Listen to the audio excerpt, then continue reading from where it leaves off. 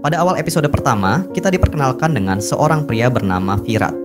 Ia merupakan seorang aktor yang telah membintangi beberapa film masa kini. Saat itu, Virat terlihat sedang berbicara di telepon di dalam kamarnya sambil berjalan mendekat ke apartemen. Dari percakapannya, kita mengetahui bahwa ia menghabiskan malam bersama seorang aktris, namun aktris tersebut menolaknya. Virat menghubungi seorang temannya dan memesan 2 bule Rusia untuk menemaninya bersantai. Usai melakukan pemesanan, Virat kembali ke kamar dan mulai mengonsumsi narkoba. Tak lama kemudian, bel pintu apartemen berbunyi, dan Virat mengira orang Rusia yang ia pesan datang lebih cepat dari yang diperkirakan. Namun, begitu pintu dibuka, seorang pria tiba-tiba menyerangnya. Virat mencoba melarikan diri, namun apa yang dilakukannya sia-sia. Orang misterius tersebut membunuh Virat dengan cara mencekik lehernya menggunakan tali jerami berwarna hijau. Setelah Virat tidak bernyawa, pelaku mendudukkan tubuh Virat dan meletakkan jasadnya di depan sebuah cermin. Sebelum pergi dari sana, pelaku menaruh piala penghargaan Virat tepat di tangannya. Beberapa saat kemudian, 2 orang Rusia yang dipesan oleh Virat tiba di apartemen. Begitu mereka masuk, keduanya sangat terkejut melihat mayat Virat yang terduduk dengan mata menggelegak. Kasus kematian Virat kini ditangani oleh seorang petugas polisi bernama Pallavi. Dan pada waktu yang bersamaan, komisaris bernama Arun juga telah tiba di TKP. Arun menanyakan seluruh kronologi kejadian kepada Pallavi, dan Pallavi pun menjawab, "Pak, dari keterangan saksi, korban mengundang 2 orang Rusia untuk menemaninya. Namun, setelah mereka sampai, korban sudah tidak bernyawa." "Pak, di lobi apartemen tidak terdapat kamera CCTV karena para penghuni tidak ingin privasi mereka terganggu. Oleh sebab itu, pihak apartemen mematikan semua kamera pengawas." Melihat tubuh Virat yang tewas terduduk di depan cermin, Arun tiba-tiba teringat sebuah kasus lama yang terjadi 25 tahun silam, di mana sang pembunuh juga menargetkan orang-orang dengan karakter serupa. Dalam kasus-kasus tersebut, para korban dicekik lehernya menggunakan tali jerami, dan setelah tidak bernyawa, tubuh korban didudukkan di depan sebuah cermin. Arun kemudian menghubungi penjara pusat di kota Hyderabad dan meminta pihak penjara memeriksa kondisi seorang tahanan. Sipir penjara pun memberitahu Arun bahwa keadaan tahanan tersebut baik-baik saja.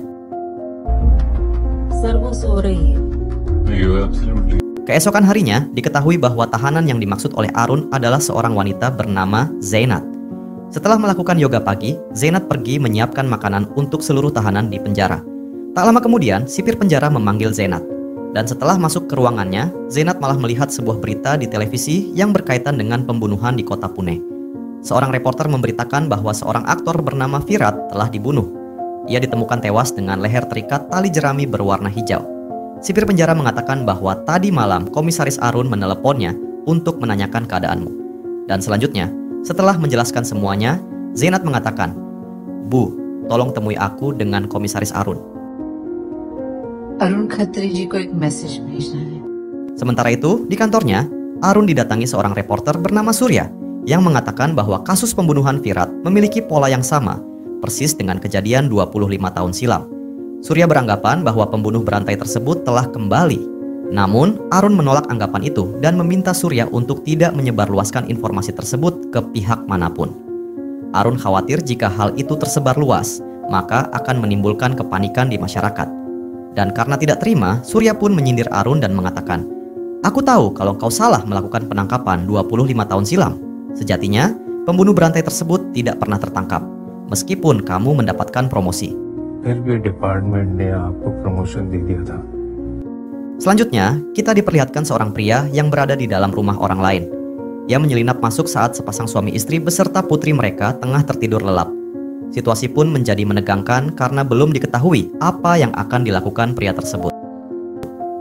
Atas permintaan Zainat, Arun kini telah tiba di penjara Hyderabad. Setelah keduanya bertemu, Arun langsung mengajak Zainat berbicara 4 mata. "Apa kabar, Nona Deshpande?" Halo, Deshpande. Dari sapaan yang disampaikan Arun, diketahui bahwa nama asli Zainat ternyata adalah Sima Deshpande. Dan mulai saat ini, kita juga akan memanggil Zainat dengan sebutan Sima. Sima lalu mengatakan, "Arun, aku tahu kalau kamu kesini karena ingin menangkap pelaku tersebut. Kamu terkejut karena ia melakukan cara yang sama persis dengan gaya pembunuhan yang pernah kulakukan. Harus kamu ketahui, jika ingin menangkapnya, jangan berpikir dari sisi polisi. Kamu harus berpikir dengan cara si pembunuh." Semua yang disampaikan Seema kepada Arun mengungkapkan bahwa ia adalah pelaku pembunuhan berantai 25 tahun silam. Seema telah membunuh 8 orang dengan menggunakan pola yang sama persis. Seema setuju untuk memberikan bantuan kepada Arun. Namun, sebelum ia melakukannya, Arun harus mengabulkan satu permintaannya. Arun kemudian menemui atasannya dan menjelaskan bahwa mereka perlu melibatkan Seema. Menurut Arun, mereka tidak akan bisa berpikir seperti Seema jika ingin menangkap pembunuh yang baru. Atasan Arun mengatakan, "Arun, saya tahu ide ini bagus, tetapi di sisi lain ini bisa menjadi berita besar di media. Jika tersebar bahwa ada seorang pembunuh yang bekerja sama dengan polisi, kita akan dipermalukan." Arun menenangkan atasannya dan menjawab, "Pak, jika cara ini tidak berhasil, limpahkan semua kesalahan kepada saya. Saya yang akan menanggung risikonya." Berkat jawaban tersebut, Arun mendapat izin untuk mengasingkan Seema dari penjara pusat. Selanjutnya, Arun langsung bergerak cepat menjalankan misinya. Pada adegan berikutnya, kita diperlihatkan seorang pria yang sedang menemui beberapa gembong narkoba. Pria tersebut berhadapan langsung dengan bos mereka dan mengatakan bahwa barang-barang akan segera tiba. Namun, tepat setelah ia pergi membawa uang, polisi datang melakukan penangkapan. Pria yang melaporkan barang-barang tersebut juga dibawa oleh polisi dan langsung dimasukkan ke dalam penjara. Akan tetapi, ketika diminta keluar, ternyata pria itu adalah seorang ACP bernama Tejas. Tejas pun marah-marah dan bertanya siapa yang memerintahkan penangkapan. Dan setelah ditelusuri, ternyata selama ini Tejas menyamar sebagai pengedar untuk menjalankan operasi penangkapan terhadap jaringan narkoba. Setelah 3 bulan melakukan penyamaran dan hampir menemukan gembong utama, Tejas merasa sangat kesal karena anak buahnya melakukan penggerebekan. Namun, setelah dijelaskan, diketahuilah bahwa yang memberikan perintah tersebut adalah Komisaris Arun. Setelah Arun masuk ke ruangannya, Tejas mengatakan, "Pak, Anda telah menghancurkan kerja kerasku." Arun kemudian menjawab, "Ada kasus yang lebih besar dari itu, dan aku yakin kamu akan sangat menikmati menangani kasus ini." Arun lalu memberikan seluruh berkas kasus kepada Tejas dan berkata, "Lihatlah berkas ini. Jika kamu sudah selesai membacanya, aku akan menjelaskan misi selanjutnya." Sementara itu, di penjara pusat, Seema menggiling beberapa jamur dari dapur penjara. Dan setelah selesai, ia menyimpannya dengan sangat rapi di salah satu pakaian dalamnya. Arun menemui Tejas dan memberitahu bahwa 25 tahun yang lalu, Seema melakukan pembunuhan yang tercatat dalam berkas. Namun sekarang, setelah 25 tahun berlalu, terjadi pembunuhan dengan pola yang sama persis. Arun menambahkan bahwa ketika Seema melakukan pembunuhan, ia yang menangkapnya. Namun, saat diinterogasi, Seema mengatakan bahwa ia sebenarnya telah membunuh 7 orang yang lain dan polisi tidak mengetahuinya. Seema bersedia mengakui semua perbuatannya jika pihak polisi memberi identitas baru. Dan karena tidak ada pilihan, mereka pun menciptakan identitas baru dan Seema akhirnya mengganti namanya menjadi Zainat. Tejas awalnya tidak setuju dengan keputusan Arun yang ingin melibatkan Seema dalam kasus pembunuhan saat ini. Namun, karena itu adalah perintah, ia tidak bisa menolaknya. Selanjutnya, kita diperkenalkan dengan seorang hairstylist bernama Tanvi. Ia menjalankan bisnis kecantikan bersama teman perempuannya, Divya. Tanvi merasa sangat senang karena malam itu Tejas datang berkunjung. Dan dari percakapan ketiganya, barulah diketahui bahwa Tejas dan Tanvi adalah sepasang suami istri. Tejas sering bepergian karena pekerjaannya yang berkaitan dengan sebuah kasus. Dan malam ini, ia akhirnya kembali setelah 3 bulan tidak bertemu. Di sisi lain, Divya yang berada di tengah-tengah mereka ternyata bukan hanya sekadar teman. Ia sudah dianggap sebagai saudara dan dia jugalah yang mempertemukan Tanvi dengan Tejas. Setelah kembali ke apartemen dan melepas kerinduan, kakek Tejas bernama Tuan Bhaskar datang berkunjung. Ketiganya kemudian makan malam bersama sambil bercerita satu sama lain. FYI, Tejas adalah yatim piatu sejak kecil.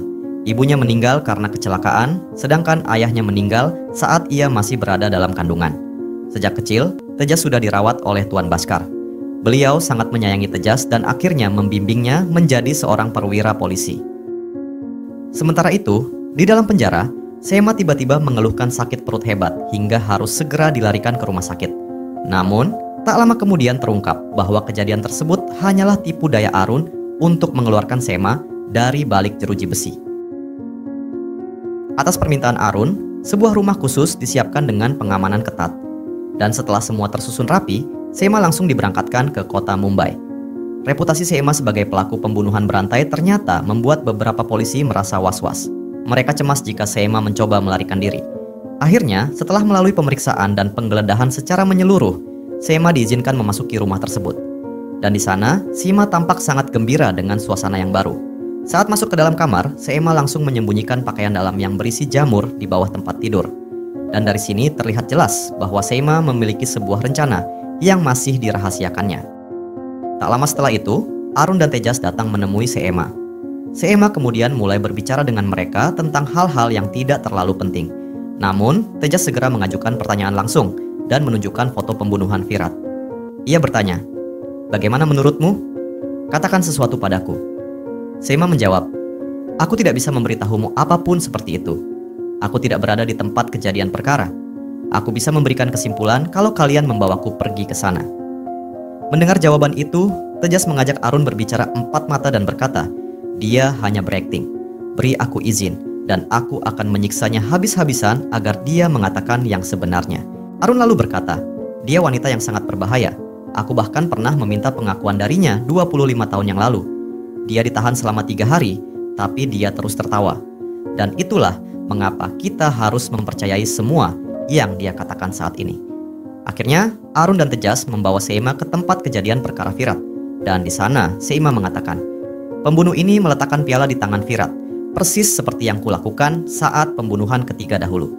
Lalu Arun berkata kepadanya, "Ya, di situ kau membunuh seorang politisi yang telah memperkosa seorang anak kecil."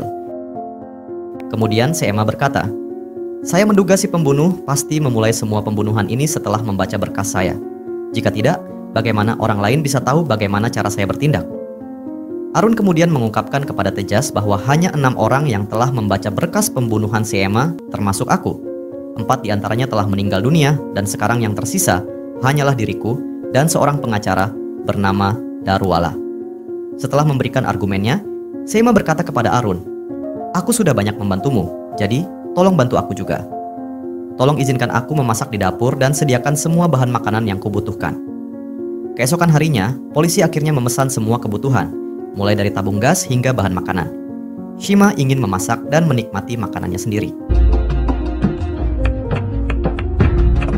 Di sisi lain, Tejas langsung menemui Darwala. Dan ketika Darwala mulai mencari berkas kasus Seema, mereka tidak dapat menemukannya dimanapun. Darwala mengatakan bahwa keponakannya pasti telah mencuri berkas itu. Dahulu, ketika saudara perempuanku meninggal, aku mengadopsi anaknya, dan namanya Hosh. Dia berkeliaran seperti gelandangan dan tidak akur dengan siapapun. Usut punya usut, ternyata orang misterius yang menyelinap ke rumah orang lain adalah Hosh. Hosh menyandera beberapa orang dan membawanya ke suatu tempat. Tak lama kemudian, Hosh yang dicurigai sebagai pelaku pembunuhan tiba di kediaman Darwala. Namun, melihat sosok Tejas yang belum pernah dilihatnya, ia langsung cepat-cepat melarikan diri. Adegan kemudian menampilkan flashback pada tahun 2020 ketika Hosh mengunjungi Seema di penjara. Namun, karena tidak dapat menemukannya, Hosh akhirnya meninggalkan surat untuk teman Seema, lalu pergi. Seema kemudian menyampaikan surat balasan kepada Hosh melalui petugas polisi.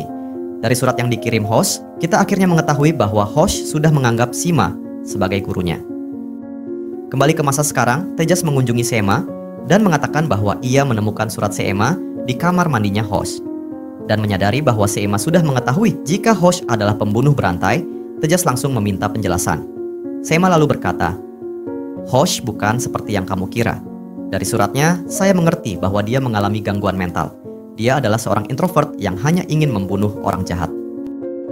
Petugas Pahlavi datang menemui Arun dan mengatakan bahwa ia telah melakukan penelitian tentang pembunuhan Virat.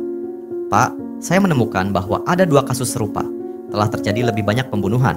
Jadi ini adalah perbuatan seorang pembunuh berantai dan saya sedang menangani kasus ini." Arun menjawab, "Kau sudah melakukan pekerjaan dengan baik. Jangan beritahu siapapun tentang ini. Begitu aku membutuhkannya, aku akan melibatkanmu dalam kasus ini." Mendengar itu, Pahlavi pun pergi. Sambil memasak, Seema teringat surat-surat yang dikirim oleh Hosh kepadanya. Kemudian, Seema menghampiri seorang petugas polisi bernama Omkar. Seema meminta Omkar untuk menghubungi Tejas. Dan setelah Tejas tiba, Seema berkata, "Pak, selama ini Hosh telah memberiku 12 surat. Namun, pada bulan Juli, kami sempat berhenti berkirim surat karena kemungkinan saat itu Hosh sudah mendapatkan teman baru. Tetapi pada tanggal 17 Agustus, Hosh kembali gelisah dan mengirimkan surat kepadaku. Itu artinya, antara bulan Juli sampai pertengahan Agustus, Hosh pasti bertemu dengan seseorang yang memprovokasinya melakukan pembunuhan. Setelah diselidiki, ternyata pada waktu itu Hosh bekerja di sebuah perusahaan konstruksi dan berteman dengan manajer proyek bernama Jatin. Namun, karena sikap Hosh yang berlebihan, Jatin memutuskan untuk tidak lagi berkomunikasi dengan Hosh. Setelah penyelidikan lebih jauh, Tejas akhirnya mengetahui nama perusahaan tersebut. Sesampainya di lokasi, Tejas bertemu dengan seorang insinyur proyek. Insinyur itu mengatakan, Hosh adalah orang gila yang akan terikat pada siapa saja. Awalnya saya tidak berniat mempekerjakannya, tetapi atas desakan manajer proyek kami, Jatin, saya akhirnya mempekerjakannya. Tejas kemudian bertanya, jadi di mana sekarang Jatin berada? Insinyur itu menjawab, Pak, Jatin pergi ke Lonavala bersama keluarganya, namun sudah 3 hari ini belum kembali. Di sisi lain, Hosh ternyata sudah menyekap Jatin beserta istri dan anaknya di sebuah bungalow di Lonavala. Hosh ingin membunuh mereka semua karena Jatin sudah tidak mau berkomunikasi dengannya lagi. Namun, saat Hosh akan mengeksekusi mereka, tiba-tiba beberapa personil polisi datang mengepung bungalow. Tejas masuk ke dalam dan langsung melakukan penangkapan kepada Hosh. Setelah dibawa ke kantor polisi, Tejas berbicara dengan tenang dan lugas. Ia bahkan menyiapkan minuman agar Hosh mau menceritakan 3 pembunuhan yang dilakukannya. Hosh kemudian berkata, Pak, aku tahu kalau kau berbuat baik agar aku mengaku. Namun ketahuilah, aku tidak akan memberikan informasi apapun jika kalian tidak mempertemukanku dengan Zenat. Dia adalah Seema Deshpande dan sudah kuanggap sebagai seorang guru. Hosh akhirnya diizinkan untuk bertemu dengan Seema.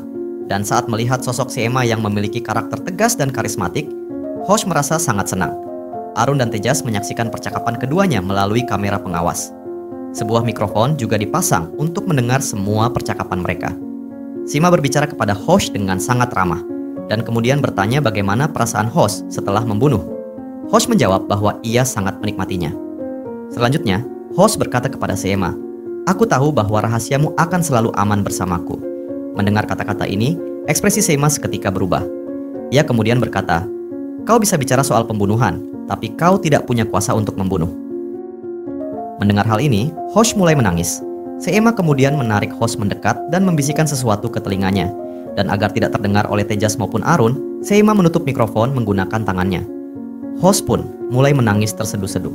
Tejas berlari masuk dan bertanya, Katakan padaku, apa yang kau katakan kepadanya? Namun Seema tidak mengatakan apapun, dan Hosh akhirnya dilarikan ke rumah sakit. Setelah itu, Seema memberitahu Arun, Hosh tidak melakukan pembunuhan, dia hanya mengarang cerita. Aku rasa saat ini pembunuh sebenarnya sedang berkeliaran di suatu tempat. Di adegan selanjutnya, kita melihat seorang pria di sebuah bar. Pria tersebut tampak berhubungan dengan banyak wanita. Dalam keadaan mabuk, ia mulai berjalan pulang, dan saat berada di parkiran, seorang sosok misterius terlihat mengikutinya dari belakang. Keesokan harinya, Tejas menghadapi Seema dengan cara yang berbeda. Ia bersikap ramah agar mendapatkan informasi lebih banyak. Seema menawarkan Tejas untuk makan, dan setelah Tejas setuju, Seema mulai menanyakan tentang keluarganya. Tejas kemudian menjawab, Orang tua saya sudah meninggal. Saya tinggal bersama istri dan kakek saya. Setelah Tejas menceritakan tentang dirinya, Seema juga menceritakan tentang 8 pembunuhan yang dilakukannya dahulu. Pak, semua pembunuhan yang kulakukan ditujukan untuk orang-orang jahat. Sebagian besar dari mereka adalah pembunuh, pemerkosa, dan pelaku kriminal lainnya. Kalau kamu tidak percaya, kamu bisa bertanya kepada Komisaris Arun. Sesampainya di kantor polisi, Tejas meminta seorang petugas untuk menyelidiki rekaman percakapan yang sempat dibisikkan Seema ke telinga Hosh. Namun, karena ini cukup sulit, petugas mengatakan bahwa pekerjaan ini akan memakan waktu sedikit lebih lama. Di sisi lain, Seema mulai berbicara dengan seorang polisi yang berdiri di dekatnya. Setelah 25 tahun berada di penjara, Seema ternyata menjadi kudet dan tidak mengetahui apa itu smartphone.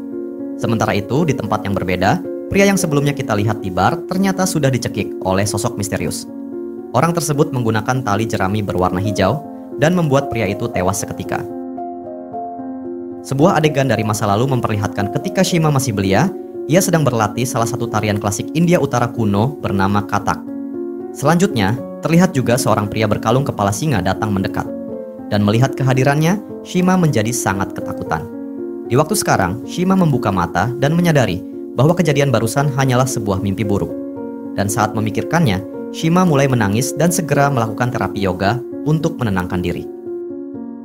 Kabar pembunuhan keempat kini telah sampai kepada kepolisian, Arun mengatakan kepada Tejas bahwa pembunuh ini sekarang melakukan aksinya dengan kecepatan yang jauh lebih tinggi. Sepertinya dia tahu kita sedang mengincarnya.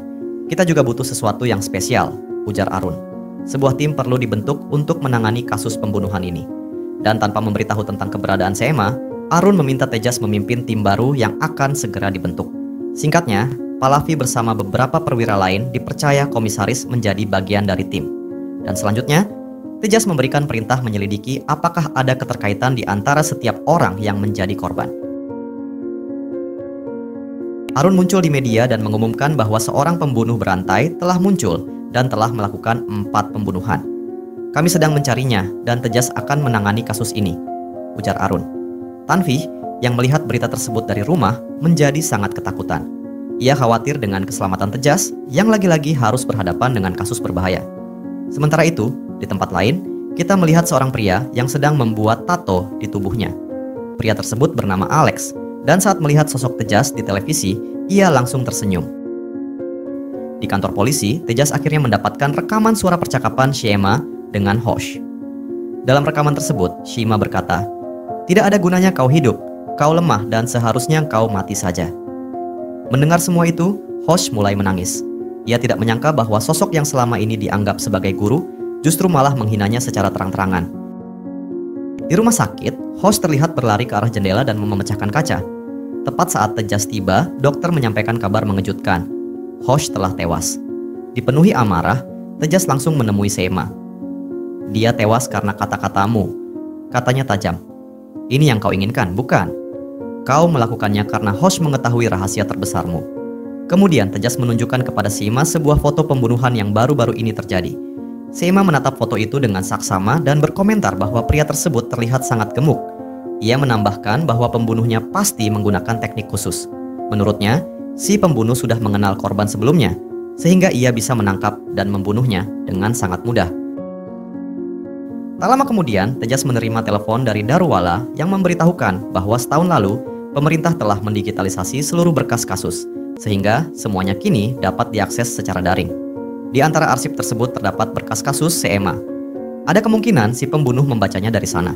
Mendengar hal itu, Tejas segera menghubungi anggota timnya, Hania. Ia memintanya untuk mencari tahu perusahaan mana yang mendapatkan tender digitalisasi dari pemerintah. Pada malam hari, Seema mengambil jamur yang disembunyikannya di pakaian dalam.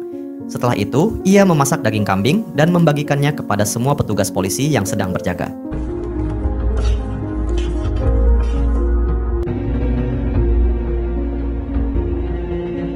Tepat pukul 3 pagi, Seema terbangun dan mendapati seluruh petugas telah tertidur lelap.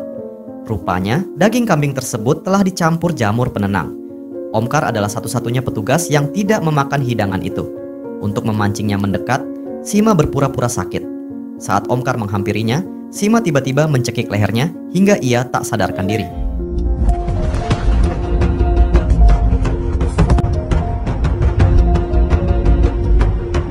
Setelah memastikan keadaan aman, Seema segera melarikan diri. Dengan menggunakan taksi, Seema menuju sebuah alamat tertentu. Namun ketika ia mengetuk pintu, yang membuka justru pria lain dari rumah berbeda. Akibatnya, Seema terpaksa menunggu di halaman bangunan tersebut. Tejas mengetahui bahwa Seema telah melarikan diri. Ia datang dan memarahi semua orang yang berjaga. Tak lama kemudian, Arun juga tiba. Ia mengatakan bahwa wanita itu sangat cerdas dan mampu membuat siapapun kehilangan kendali. Menurutnya, mereka harus melihat rekaman kamera pengawas.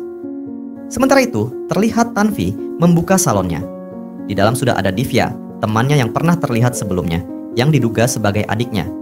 Divya bercerita bahwa kencannya kemarin gagal karena situasinya menjadi tidak nyaman setelah mereka mulai melakukan hal lain, lalu pria itu menyalakan lampu, sesuatu yang tidak ia sukai. Mereka mengobrol soal itu ketika Seema masuk ke salon Tanvi dan mengatakan bahwa ia ingin memotong rambut. Tanvi pun mulai memotong rambut Seema, dan Seema mulai berbincang dengannya. Di tempat lain, Arun bertanya kepada Tejas apakah Seema sempat berbicara dengannya. Tejas menjawab bahwa Seema memang menyinggung soal keluarganya dan menanyakan hal tersebut. Mendengar itu, Arun langsung berkata, "Pertama-tama, pastikan keluargamu aman." Tejas pun segera menelepon kakeknya, dan ternyata ia baik-baik saja. Setelah itu, Tejas menelepon Tanvi. Seema melihat panggilan masuk tersebut dan menyuruh Tanvi mengangkat telepon. Namun Tanvi menjawab, "Tidak, Selesaikan dulu potongan rambutnya, nanti baru aku angkat. Di sisi lain, Tejas mulai terkejut dan cemas karena Tanvi tidak mengangkat telepon. Ketegangan pun meningkat. Tejas segera memeriksa kamera pengawas yang terpasang di salon Tanvi karena ia juga memiliki akses ke sana. Dari rekaman itu, ia melihat Seema sedang duduk di salon. Tanpa membuang waktu, Tejas langsung berlari menuju ruang tamu. Sementara itu, Seema terus mengajukan pertanyaan kepada Tanvi tentang kehidupannya. Tanvi menjelaskan bahwa ia bahagia bersama suaminya. Seema juga berbincang dengan Divya, seolah-olah hanya seorang pelanggan biasa, tanpa menimbulkan kecurigaan sedikit pun. Tiba-tiba, Tejas muncul dan memerintahkan Seema untuk ikut bersamanya. "Ayo," ucapnya singkat. Tanvi sempat menanyakan siapa wanita tersebut, namun Tejas hanya menjawab bahwa ia akan menjelaskannya nanti. Mereka kemudian pergi dengan mobil dan berhenti di sebuah tempat yang sepi. Di sana, dengan nada dingin, Tejas mengatakan bahwa Seema seharusnya sudah dianggap mati. Ia menegaskan bahwa kepergian Seema tidak menjadi masalah, mengingat dirinya adalah seorang pembunuh berantai. Namun, Seema membalas dengan mengatakan bahwa naluri keibuannya telah membawanya ke tempat itu. Ia lalu mengungkapkan kebenaran yang mengejutkan. "Aku adalah ibumu. Aku datang untuk menemui keluargamu." Mendengar pengakuan tersebut, Tejas pun terkejut. Adegan kemudian beralih ke kilas balik masa lalu. Terlihat Seema mengelola restorannya sendiri, dan di sana ada juga Tejas yang masih berusia 4 tahun. गरम गरम भाकरी आणली आहे